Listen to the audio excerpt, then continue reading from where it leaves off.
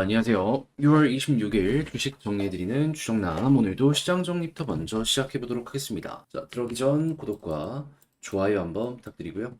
지금 어떤 내용 나오고 있는지 하나씩 살펴보도록 하자면, 일단 뉴욕 증시 같은 경우에 최근 엔비디아가 고점 대비 10몇 프로 빠지는 모습이 보여지게 되었죠. 근데 하루 만에 6% 이상 반등하는 모습이 보여지게 되면서 전체적인 시장을 끌어올리는 모습 보여주게 되었습니다. 자, 그리고 경제 지표도 나오게 되었는데, 이 전체적으로는 좀 혼조세가 보여지게 되었다라고 생각을 하시면 되는데, 그래도 이전과 비교하면 상황은 오히려 좋아지고 있다라고 판단을 할 수 있거든요. 왜냐하면 이전에 지표가 너무 좋고 그게 쉽게 안 꺾였으니까. 했을 때 어떤 내용이 나오고 있냐? 6월 소비자 신뢰 지수 104. 자, 해서 한 달 만에 하락 전환 얘기 나오고 있는데, 요게 아무래도 소비 물가에도 직접적인 영향을 미치는 부분이다 보니까는, 야, 그러면 물가 안정에 도움이 될 수 있는 지표겠네. 하지만 주택 가격은 사상 최고를 기록하고 있는 거 확인할 수 있습니다. 판매 숫자는 줄어들더라도 아직 가격은 올라가고 있다는 거죠. 물론 판매 숫자가 줄어들고 있기 때문에 완만해지는 구간이 분명히 오기는 할 겁니다. 그렇지만 이것도 아직은 시간이 조금 더 필요한 순간이다. 그리고 시카고 연은 전미 활동 지수를 봤을 때 이 심리는 좀 꺾였는데 활동은 조금 더 전환되는 모습 보여주게 되었다. 그래서 좋은 것도 있고 나쁜 것도 있다. 그래서 지금 봤던 것들이 조금 더 꺾이는 모습이 보여지게 되었을 때 금리 인하에 대한 가능성이 가속도가 붙을 것이다라고 생각을 하시면 될 것 같습니다. 자, 그래서 이런 상황 속에서 연준의 주요 위원들이 발언을 하는 걸 확인을 할 수 있는데, 최근 계속 이 엇갈리는 발언들이 많이 보여지고 있지만 전체적으로는 지표를 봐야 된다라는 얘기가 계속 들려오고 있잖아요. 했을 때 이제 가장 매파적인 봄원 연준 이사 같은 경우에는 금리 인상의 여지 아직 남아있다. 시장의 경고라는 거 볼 수 있고요. 쿡 연준 이사 같은 경우에는 어느 시점에 금리를 인하해야 되는데 데이터에 달렸기 때문에 일단 인플레는 내년에 더 가파르게 하락할 거지만 아직은 시간이 필요하다라는 스탠스를 우리에게 보여주고 있다는 거 확인할 수 있습니다. 근데 뭐가 됐든지 간에 결국 데이터 보면서 따라가겠다라고 하는 것이기 때문에요. 소비자 물가지수, 생산자 물가지수 이제 곧 있으면 발표될 개인 소비 지출 보시고 2%에 가까워지는 모습이 보여지게 된다면 요게 최고의 호재다. 이렇게 보시면 되겠습니다. 그래서 현재 이렇게 엇갈리는 발언이 나왔음에도 불구하고 9월달 금리 인하에 대한 가능성은 몇 프로다? 어제가 68이었잖아요. 자, 이렇게 합치면은 대략 나오는데 66.3 이 정도 나옵니다. 조금 떨어졌어요. 지금 사실상 한 60%대에서 횡보하고 있다. 이렇게 보시면 되겠습니다. 그럼 이제 여기서 우리가 봐야 되는 건 뭐다?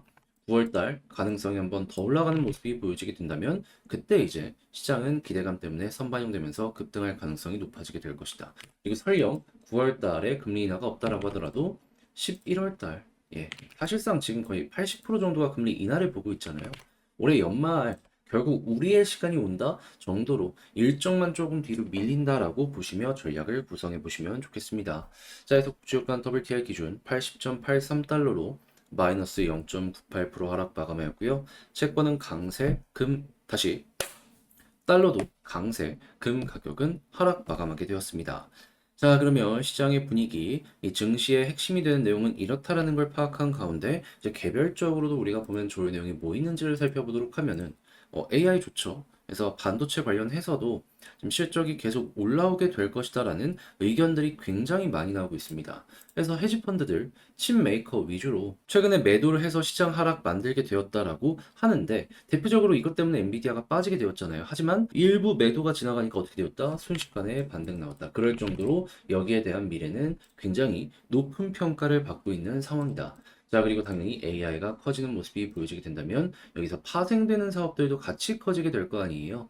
온 디바이스 AI, LG에서도 조직을 신설해가지고 가전 쪽이랑 연결을 하려는 이런 모습 보여주고 있어서 단순하게 한국의 삼성뿐만 아니라 전 세계 기업들이 여기에 따라가려는 모습이 보여주고 있다. 체크를 하시면 되고요. 그리고 OLED 같은 경우에도 궤도에 올랐다. 그래서 후발주자 서름 털고 하반기 이제는 점프하게 될 것이다라고 이야기가 들려오고 있는데, 핸드폰 판매량이 증가하면 이게 더욱더 가속도가 붙을 수가 있겠죠. 애플 쪽에서 그래서 좋은 소식이 들려오고 있어서 여기를 좀 주목을 해보시면 좋을 것 같은데, 당연히 그렇다면 증설 얘기부터 시작을 해가지고 소재 부품 장비 쪽 같은 경우에도 다시 한번 올라가게 될 가능성이 높기 때문에 그냥 편안하게 쭉 한번 보시면 괜찮을 것 같습니다. 자, 그리고 폭스바겐 전기차에 최대 50억 달러 투자한다. 리비안 쪽 얘기를 하게 되었거든요. 지금 독일의 업체들이 전기차 관련해가지고 좀 기술력이 떨어진다는 얘기가 들려오고 있는데 이걸 돈으로 해결하려고 하고 있습니다. 그러면 어느 순간 경쟁이 가파라지게 될 것이고 그 경쟁이 커지는 만큼 기술의 발전도 커질 것이고 인프라도 증가를 하게 될 것이고 그럼 어느 순간 내연기관의 가격과 이 격차가 줄어드는 순간이 보여지게 될 것이기 때문에 자연스럽게 전기차의 캐파가 커지는 요 모습이 보여지게 될 수 있겠죠. 그래서 요거는 시간의 문제일 뿐이지 지금 상황이 나쁜 건 아니다 정도로만 알아두시면 될 것 같습니다. 다만 그 시간 동안 못 버티는 기업들이 있기 때문에 최대한 먹거리를 좀 확보하려는 이제 2차 전지 업체들의 움직임이 보여지고 있습니다. 그래서 이 부분 같은 경우에는 경쟁이 좀 심해진다. 그리고 새로운 제품들이 계속 나오게 될 가능성이 높다. 그래서 여러분이 딱 봤을 때, 아, 이거는 좀 앞서 가겠다 하는 쪽 위주로 좀 집중하시면 좋을 것 같습니다. 왜냐하면 가는 애들이 계속 갈 거거든요. 자, 그리고 지금 이 전투기 같은 경우에 해외 쪽에서 솔직하게 얘기해서 그렇게까지 좋은 성과를 내지 못했죠. 일단 근데 한국에는 팔게 될 것 같습니다. 방사청이랑 첫 양산 계약을 이번에 맺게 되었다라고 합니다. 자, 그래가지고 이걸 훌륭한 레퍼런스로 해외에 또 어필할 수 있으니까 자, 어떻게 될지는 시간을 좀 들여서 보시면 될 것 같고요. 자, 그리고 지금 물류비가 엄청 올라갔어요. 상하이 컨테이너 운임지수 이게 지금 급등을 하다 보니까는 특히나 뭐 타이어 같이 좀 덩어리가 큰 것들 있잖아요.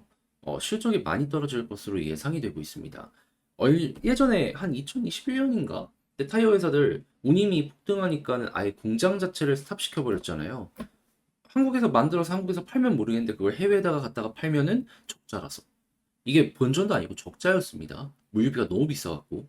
그러니까 그런 부분에 영향을 받는 기업들 같은 경우에는 지금 조금 많이 조심을 해야 되고 반대로 경쟁 기업들이 야 이거 우리는 이동 못 시키겠는데 하는데 현재 공장을 가지고 있다면 그게 다 실적이다. 자, 그리고 미국의 중국 바이오 기업 퇴출법이 연내에 통과하게 될 가능성이 높다라고 이야기가 들려오고 있습니다. 중국 같은 경우에는 신약도 신약 쪽인데 우리나라랑 마찬가지로 바이오 시밀러 쪽으로 굉장히 푸시를 많이 하거든요. 그렇다는 얘기는 우리가 어떤 걸 생각할 수 있다? 한국에 경쟁되는 분야에서 우리나라가 조금 더 앞서 나갈 수 있겠네. 그렇다라고 한다면은 바이오시밀러로 중국과 경쟁을 많이 하는 기업들이 예를 들어서 셀트리온 등등 이런 기업들은 어떻게 생각할 수 있다? 이 관련 내용이 나오는 순간 한 번 더 올라갈 가능성이 있을 것이다. 물론 직접적인 품목으로 경쟁을 안 하는 부분도 있긴 할 겁니다. 하지만 품목 경쟁하는 기업들도 분명히 있고요. 그리고 시장에 테마가 돌면 올라가겠죠. 특히나 제약바이오 많이 떨어져 있는 상황이잖아요. 저점인 종목이 많잖아요. 턴어라운드에 대한 기대감 커지는 순간 분명히 오게 될 수 있을 겁니다. 자, 이렇게 해서 6월 26일 주식 정리해드리는 주정남 오늘의 시장 정리 한번 싹 해봤는데 도움이 되었으면 좋겠고요. 지금 봤던 내용은 장 시작하기 전에 텔레그램 공부방을 통해서 이렇게 올려드리고 있습니다. 그래서 이외에도 같이 공부할 수 있는 이런 내용들 보고 싶다 생각을 하신다면 영상 소개란에 있는 텔레그램 링크 클릭하시고 입장을 하시면 되겠고요. 그러면 개별 종목 살펴보도록 할게요. 자, 제가 이번에 가지고 온 종목은 두산 에너빌리티를 가지고 왔습니다.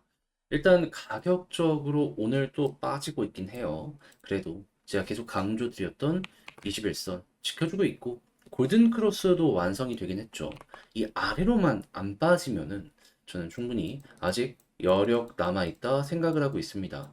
자, 현재 위치를 어떻게 봐야 되는지를 풀어보도록 할 테니까 들어보시고 도움 된다면 그리고 좋아요 한번 꼭 눌러주시면 감사드리겠습니다. 자, 일단 가장 먼저 현재 어떠한 소식이 들려오고 있다.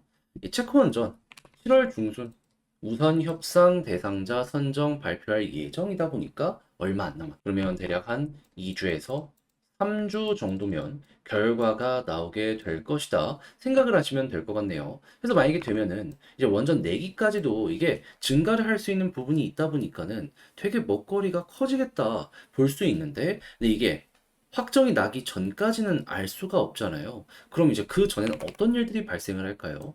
기대감이란 녀석은 여전할 것이기 때문에 이에 맞춰서 일단 이게 발표되기 전 변동성으로 인해서 한 번 정도는 꿈틀거릴 가능성이 상당히 높을 겁니다. 근데 만약 결과가 나왔는데 아쉬워. 결과가 만약에 잘 나왔어? 그래도 한 번 더 올라갔다 빠지겠죠. 왜냐하면 요게 실질적인 매출로 연결되기까지는 시간이 필요할 수밖에 없거든요. 그럼에도 불구하고 이렇게 올라갈 수 있는 포텐셜이 있다는 것만으로도 관련 내용은 지켜볼 만한 가치가 있다 보니까는 일단 이를 최우선으로 생각을 하시면서 접근하시면 좋을 것 같은데, 근데 이걸 최우선으로 본다라고 하더라도 나머지가 또 안 좋은 건 아니더라고요. 했을 때 두산에서 봐야 되는 거 뭐냐? SMR.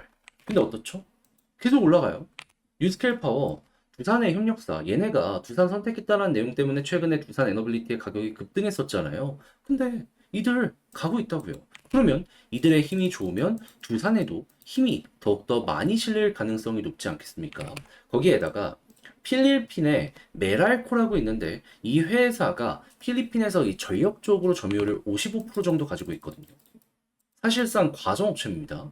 근데 야 이번에 원전 SMR 그리고 화력 쪽으로 협력을 할 가능성이 높아지고 있다라고 하거든요. 그럼 원전도 지으려다가 안 지은 거 요거 다시 건설이 재개될 수가 있을 것이고 SMR 늘어나고 거기다가 화력 이거 돈 되거든요.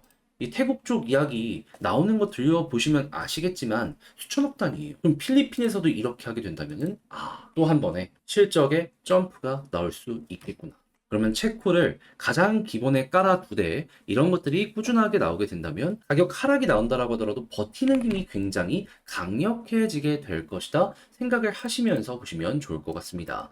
했을 때 현재 위치에서의 수급을 살펴보도록 하면은 어제도 외국인 들어왔죠. 전 이거 보면서 이거 지금 좋은 자리다 1차적으로 생각했거든요. 근데 오늘 매도가 나오고 있긴 해요. 하지만 장 마감 이후에 여기에서 빨간불 들어온다면 현 가격은 그렇게까지 크게 신경 안 써도 될 것 같습니다. 그런 상황에서 기관 들어오면 올라가는 거죠. 그런 다음에 차트적으로 봤을 때 이제 21선이 가장 중요한데 설령 떨어진다라고 하더라도 이 볼린저 하단까지는 떨어질 수 있긴 하거든요. 하지만 이제 일정이 좀 많이 남아있다는 가정으로 본다면 61선 이탈 안 하면 이렇게 반등하는 거 노려볼 수 있을 것 같고요. 만약에 일정이 얼마 안 남은 상황이라고 본다면은 이제 볼린저 밴드 하단 이탈 안 하면 여기를 중심으로 이렇게 횡보 나올 수 있을 것 같습니다. 자, 근데 이제 베스트는 뭐니 뭐니 해도 여기라 다시 한번 강조되지만 이 위에서 버텼으면 좋겠네요. 그리고 나서 이제 올라가는 모습이 보여지게 된다면 우리가 최우선으로 봐야 되는 건 볼린저 밴드 상단이 될 것이고요.